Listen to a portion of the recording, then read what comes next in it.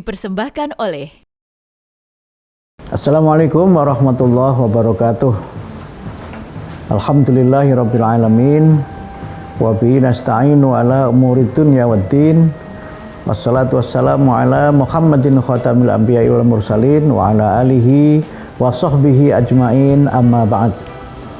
Pemirsa Kolak dimanapun Anda berada, semoga semuanya dalam keadaan sehat walafiat dan senantiasa berbahagia bersama dengan keluarga dan orang-orang yang tercinta.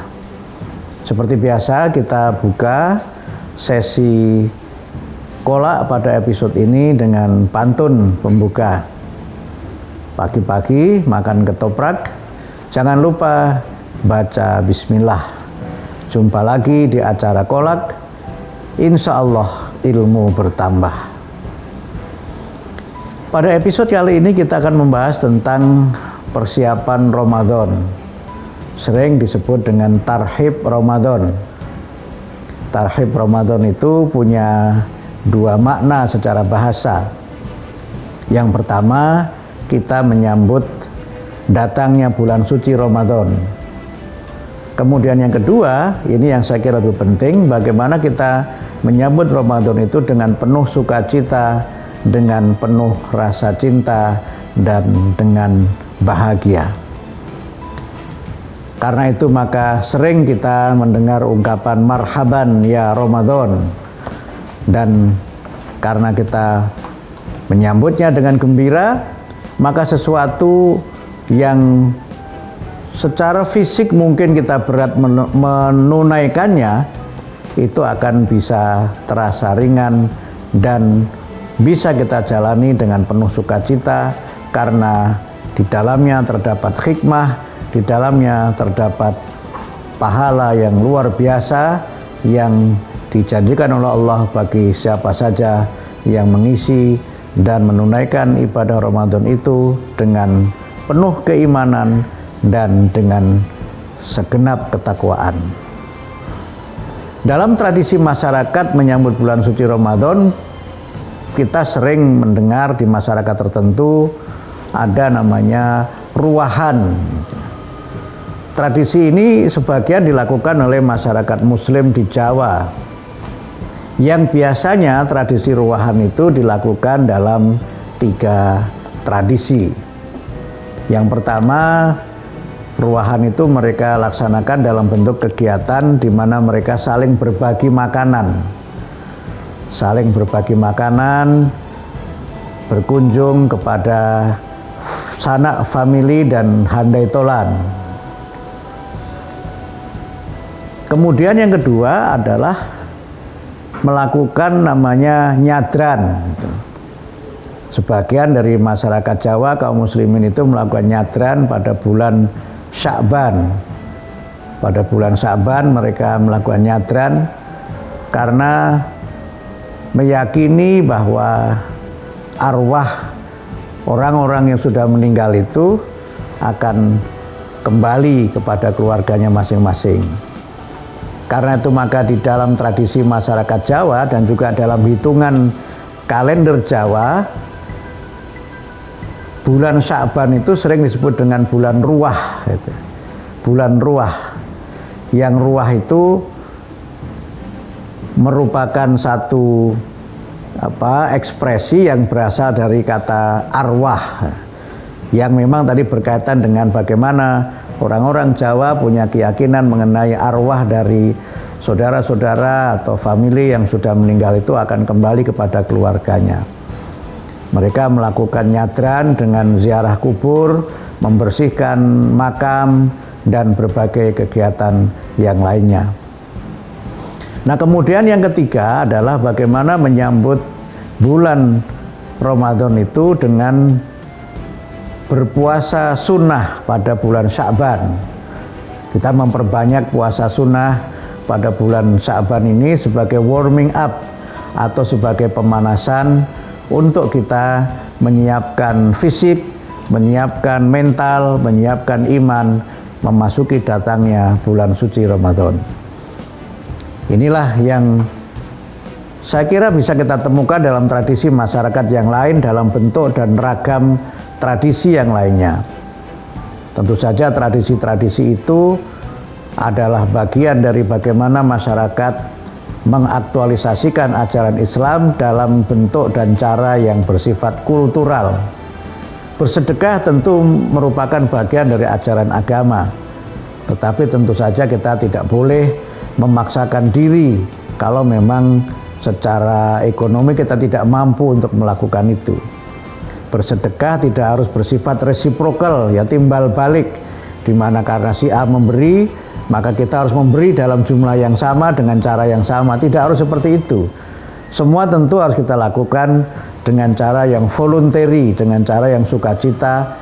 Karena sebenarnya substansi dari budaya adalah sesuatu yang voluntary, di mana kita mengikuti sesuatu itu karena kita memang suka dan kita rela, tidak ada paksaan untuk melaksanakannya.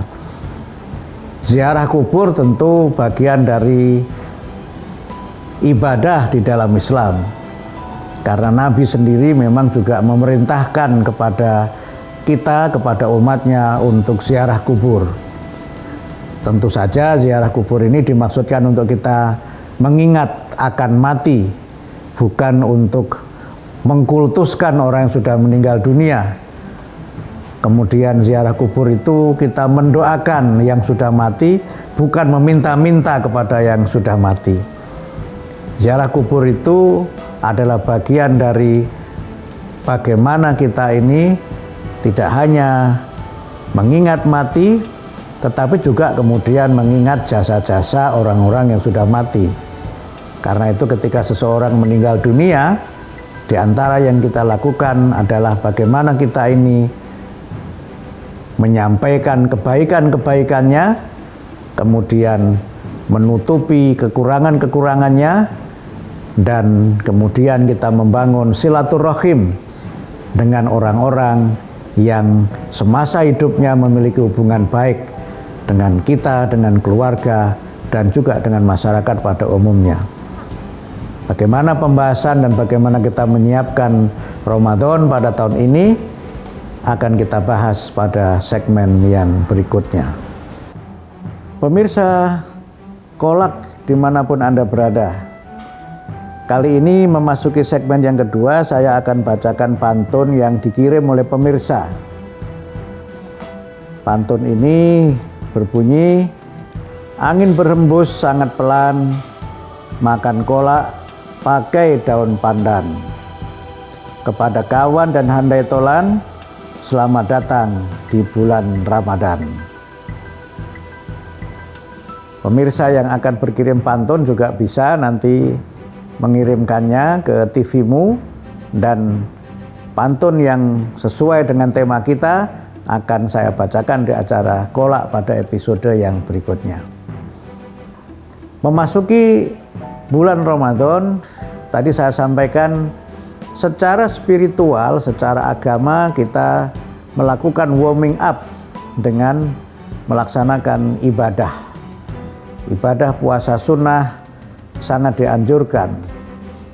Bahkan Nabi di dalam beberapa riwayat juga memang memperbanyak puasa pada bulan Sya'ban itu, melebihi puasa pada bulan-bulan yang lainnya. Tentu saja harus kita pahami bahwa puasa itu puasa sunnah, bukan puasa wajib. Dan yang menunaikannya tentu siapa yang mampu, siapa yang punya kekuatan secara fisik dan tidak ada halangan untuk beribadah. Nah, menyambut bulan Ramadan, banyak sekali persiapan yang dilakukan oleh berbagai kelompok masyarakat. Tetapi yang sangat penting kita perhatikan bahwa Ramadan tahun ini sepertinya kita masih dalam suasana pandemi COVID-19. Sampai pada bulan Maret, angka mereka yang menjadi korban atau yang terpapar oleh COVID-19 ternyata masih sangat tinggi. Varian baru Omikron yang sudah diprediksi akan terjadi puncaknya pada bulan Februari dan bulan Maret, sepertinya memang masih belum sepenuhnya dapat diatasi, sehingga kemungkinan besar pada bulan Ramadan nanti kita masih tetap menunaikan ibadah dalam suasana pandemi COVID-19. Karena itu maka beberapa yang sudah kita terima panduannya dari Muhammadiyah atau dari ormas Islam yang lain adalah bagaimana kita tetap memenuhi protokol kesehatan. Bagaimana kita tetap menjaga jarak, kita tetap mencuci tangan, kemudian memakai masker kalau kita sedang berdekatan dengan yang lain, dan berbagai protokol kesehatan yang patut dan menurut saya harus kita ikuti bersama-sama untuk keselamatan kita. Kemudian kegiatan-kegiatan di masjid tentu saja mungkin sudah bisa dilaksanakan karena sudah terbuka, tetapi tetap dengan misalnya ketika sholat menjaga jarak yang aman.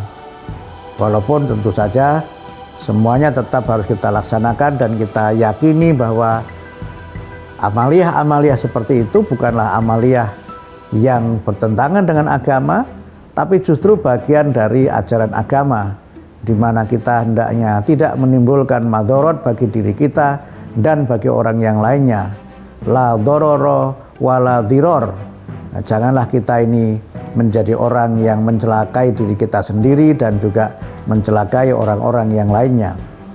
Kegiatan-kegiatan yang lain menurut saya juga penting untuk kita tetap melaksanakannya, tentu dengan cara-cara yang aman. Berbekal pengalaman yang lalu, misalnya kita melaksanakan tarawih selain di masjid juga di rumah masing-masing. Kita bisa tadarus secara virtual. Tadarus virtual itu menjadi sebuah cara untuk kita tetap bisa melaksanakan tadarus, walaupun mungkin secara fisik kita tidak bisa hadir ke masjid atau ke musola.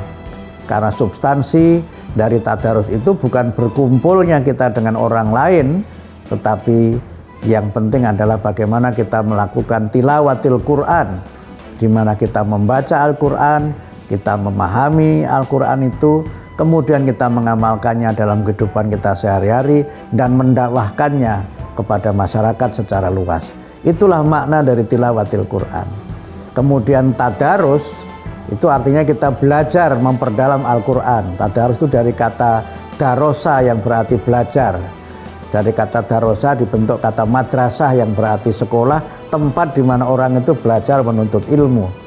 Sehingga Ramadan hendaknya kita jadikan sebagai momentum tidak hanya kita meningkatkan iman dan takwa, tapi juga kita meningkatkan wawasan dan pengetahuan kita tentang masalah-masalah keagamaan dan juga masalah-masalah yang lainnya.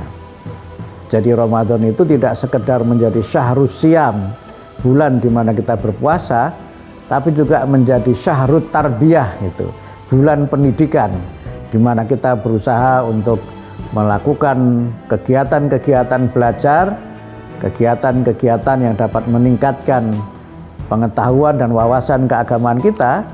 Tapi juga Ramadan menjadi kegiatan yang kita lebih produktif lagi. Kita lebih produktif untuk berusaha tidak sekedar kita itu mendengarkan ceramah-ceramah, tapi mungkin di waktu yang luang kita bisa menulis, menuangkan gagasan dan pikiran kita. Karena keterbatasan aktivitas fisik tidak berarti menjadi halangan untuk kita tetap beraktivitas lain yang produktif. Puasa dan Ramadan itu adalah ibadatul tarbiyah, di mana kita mendidik sikap mental kita supaya menjadi manusia yang sabar, menjadi manusia yang tegar. 2 tahun kita hidup dalam suasana pandemi. Sebagian kita memang merasakan kepenatan dan berbagai kesulitan kehidupan yang selama ini memang tidak sepenuhnya dapat teratasi. Setelah beberapa tahun kita merasakan betapa masalah-masalah ekonomi itu memang masih menjadi persoalan dalam hidup kita sehari-hari. Harga-harga dikabarkan akan melonjak, akan naik, padahal harga-harga itu berkait dengan kebutuhan pokok yang kita konsumsi sehari-hari. Tetapi tentu saja semua kendala itu tidak boleh menjadi halangan untuk kita tidak menyambut Ramadan dengan sukacita, dengan kegembiraan. Kita sambut Ramadan dengan tarhib, dengan sukacita, dengan kegembiraan karena kemuliaan dan karena keutamaan yang ada di dalamnya. Pemirsa Kolak dimanapun Anda berada, Ramadan tahun ini kemungkinan kita mulai pada hari yang berbeda. Walaupun secara syariat semua kita puasa pada 1 Ramadan. Tetapi tahun ini sepertinya akan terjadi perbedaan. Pimpinan Pusat Muhammadiyah sudah mengumumkan bahwa 1 Ramadan insya Allah akan bertepatan dengan tanggal 2 April 2022. Sudah ada perhitungan hisab dari Majelis Tarjih PP Muhammadiyah, di mana pada waktu itu posisi hilal sudah di atas 2 derajat, sehingga sudah dihitung sebagai bulan baru. Tetapi dalam posisi 2 derajat itu, mungkin sebagian kaum muslimin ada yang berpuasa pada hari yang berbeda, karena mereka berpendapat bahwa hilal itu harus diru'yah, harus dilihat secara langsung. Dan kalau masih di bawah 4 derajat, sebagian ada yang berpendapat itu belum bisa diru'yah atau belum bisa dilihat. Nah, perbedaannya terletak pada cara menentukan 1 Ramadan itu. Muhammadiyah menggunakan hisab dan sudah memutuskan bahwa Ramadan insya Allah akan dimulai pada tanggal 2 Februari. Sebagian kaum muslimin akan melakukan ru'yah untuk memastikan pada tanggal itu hilal sudah wujud dan sudah bisa dilihat, sehingga sudah bisa ditetapkan kapan mulai berpuasa. Perbedaan seperti ini adalah sesuatu yang biasa, sesuatu yang sudah terjadi berulang kali. Karena itu maka kita hendaknya juga menyikapinya dengan cara-cara yang biasa-biasa saja. Tidak perlu merasa diri paling benar, tidak perlu merasa diri yang paling berhak untuk mengatakan kapan harus dimulai. Karena memang Quran menyebutkan bahwa puasa itu dimulai kalau kita sudah menyaksikan datangnya bulan Ramadan. Famang syahida minkumus syahra fal yasum. Barang siapa yang menyaksikan datangnya bulan Ramadan, maka hendaknya dia berpuasa. Nabi di dalam hadis bersabda, sumu li ru'yatihi wa aftiru li ru'yatihi. Berpuasalah kamu ketika melihat hilal dan berhari rayalah kamu ketika juga melihat hilal. Tidak ada perbedaan dari sisi dalil ini. Yang ada adalah perbedaan metodologi bagaimana menetapkan datangnya bulan Ramadan itu. Sebagian menggunakan hisab, sebagian menggunakan ru'yah. Semuanya memiliki dalil dan argumen yang diyakini sebagai referensi yang dapat dipertanggungjawabkan. Dan karena itu maka terhadap perbedaan-perbedaan itu, marilah kita saling menghormati, marilah kita saling bertoleransi. Yang penting kita siapkan adalah bagaimana kita mempersiapkan iman kita, mempersiapkan fisik kita, mempersiapkan mental kita untuk memasuki bulan suci Ramadan. Persiapan-persiapan yang bersifat spiritual itu jauh lebih penting daripada persiapan yang bersifat material. Sebagian kita mungkin lebih banyak menyiapkannya dalam bentuk-bentuk yang sifatnya material, misalnya apakah rice cookernya sudah baru atau tidak, apakah peralatan masaknya sudah siap atau belum, dan sebagainya. Itu saya kira sesuatu yang yang ya penting, tetapi tidak boleh mengalahkan persiapan spiritual, persiapan iman kita memasuki bulan Ramadan. Kita berusaha untuk meningkatkan kualitas dan kuantitas ibadah kita, sehingga pada saat bulan Ramadan itu kita sudah memiliki stamina yang memungkinkan kita untuk beribadah dengan gembira, beribadah dengan tuntunan dari Allah dan sunnah Rasulnya.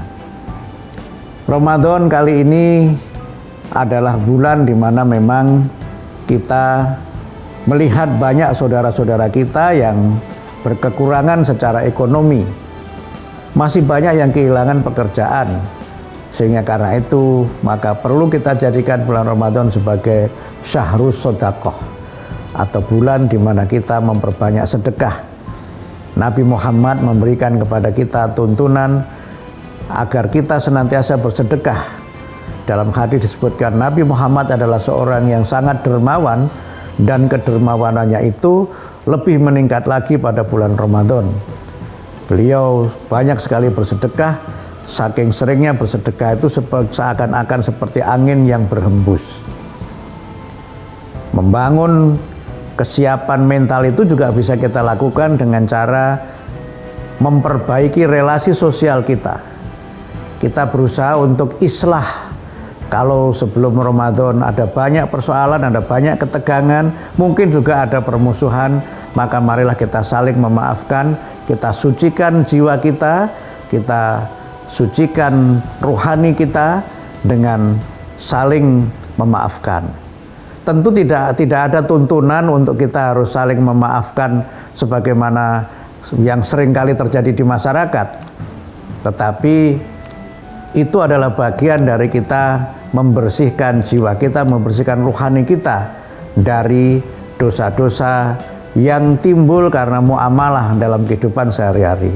Jadi tidak ada salahnya juga saling memaafkan itu. Tidak perlu dikatakan itu sebagai sesuatu yang bid'ah, karena memaafkan itu bisa kapan saja, dan memaafkan itu adalah akhlak yang mulia. Ini adalah bagian dari kesiapan rohani, kesiapan mental, agar kita memiliki jiwa yang bersih, rohani yang bersih, memasuki bulan yang suci, yaitu bulan Ramadan. Semoga yang saya sampaikan bermanfaat, dan seperti biasa kita tutup dengan membaca pantun. Burung pipit terbang tinggi, menari-nari di atas awan. Mohon pamit undur diri, jumpa lagi di lain kesempatan. Selamat menunaikan ibadah puasa Ramadan. Nasru minallah wa fathun qarib wa basyiril mu'minin. Wassalamualaikum warahmatullahi wabarakatuh.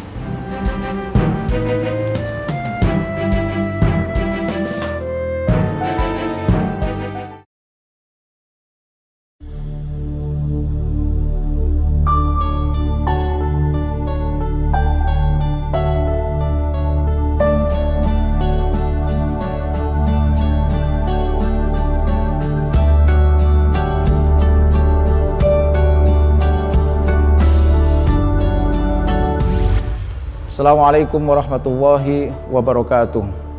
Saya Ma'mun Murad Al-Barbasi, Rektor Universitas Muhammadiyah Jakarta. Universitas Muhammadiyah Jakarta adalah universitas tertua di lingkungan perguruan tinggi Muhammadiyah dan Aisyah. Tentu tak cukup kita berbangga sebagai universitas tertua. Saatnya kita harus bangga dengan prestasi-prestasi yang kita gapai. Tidak mudah memang, namun dengan kerja cerdas, kerja keras, kerja profesional, dan kerja ikhlas, insya Allah kita mampu menggapainya, menggapai kebanggaan dengan prestasi. Terima kasih. Assalamualaikum warahmatullahi wabarakatuh. Universitas Muhammadiyah Jakarta hadir sebagai perguruan tinggi swasta yang konsisten, mencetak generasi unggul di masa depan.